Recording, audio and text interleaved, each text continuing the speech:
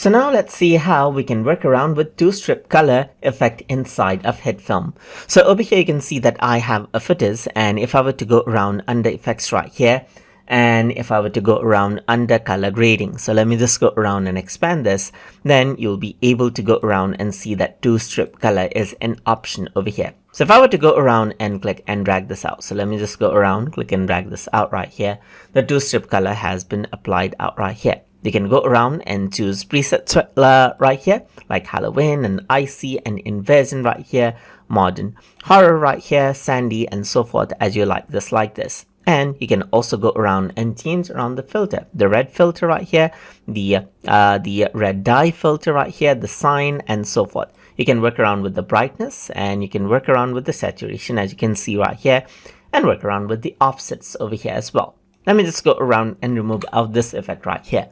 And let's say what I want to do right now is I want to go around and increase out the color tone of the colors that are weak. And in that case, what you can do is you can use Vibrance in that case. So if I were to go around and click and drag out the Vibrance right here, then you can go around and increase out the radius right here and change around the intensity as you can see right here, where the weak colors is affected right here, just like this. So you can go around and change around the iteration of the Vibrance right here, and then work around with the radius to pop out the video even more and get out those details as you can see, just like this.